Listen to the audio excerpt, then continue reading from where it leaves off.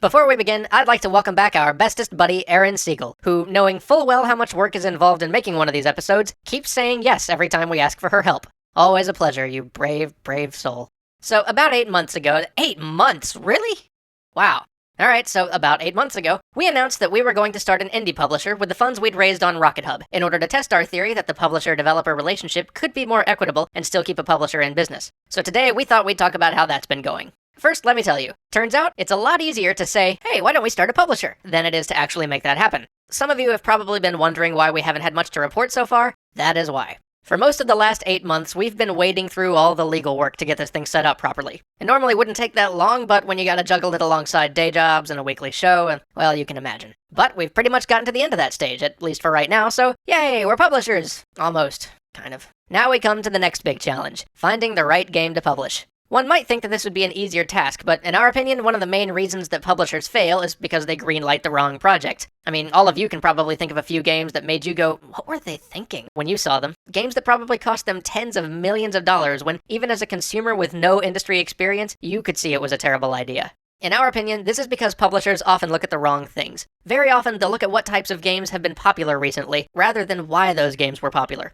We saw it with MMOs when everybody hopped on the WoW bandwagon without delivering the same level of polish. We've seen it with first-person shooters. Heck, we even saw it with third-person action games after God of War happened. The games that make billions of dollars in these genres made billions of dollars not because they were part of a specific genre, but because they had something special to them. That is what a publisher should be looking for, not just the right buzzwords. On the other side, publishers also often place a lot of emphasis on the viability of the team. Making a video game is an incredibly complex thing, and in the end, more game projects fail than succeed. So there is a great deal of emphasis put on whether the team proposing a project looks like it's actually capable of getting that project out the door. Now that is a completely reasonable thing for a publisher to do, and we intend to do a bit of it ourselves. But our ultimate goal is to see if there's any way we can break the cycle of only funding people with a few major projects under their belt.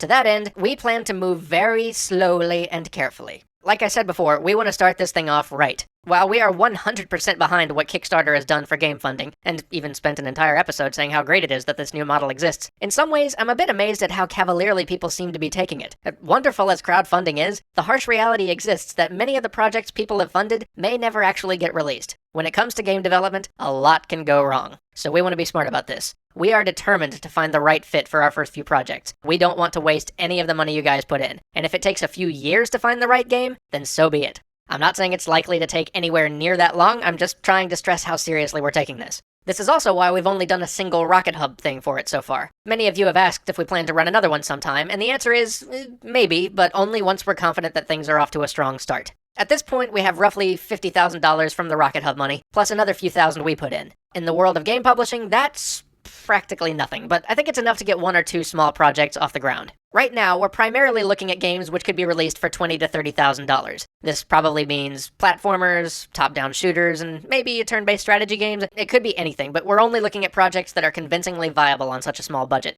So, how do we choose what games to look at? Well, we've been debating that one for a while. Right now, we don't have the scheduling bandwidth to assess every game that might come through the door if we were to do open submissions, much less the ability to scrutinize every team that approaches us with a solid game idea. So for right now, we're keeping things limited to projects that we see at conventions, or whose teams talk to us directly, either by knowing us through work or catching up with us at a trade show or something. As for the minimum bar for consideration, at this point, we're keeping the rule pretty simple. No demo, no discussion.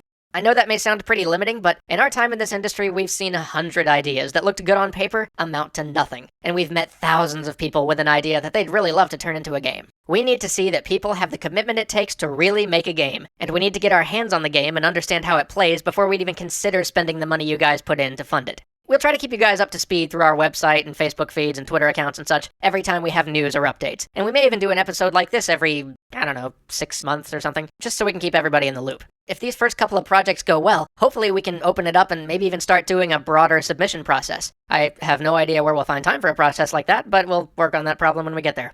So that's where we are. Thanks again to everybody who made this happen. I know a lot of you guys are eager to see this thing finally start moving for real, and trust me, so are we. Thank you once again, Erin, for your heroism, and we'll see you guys next week.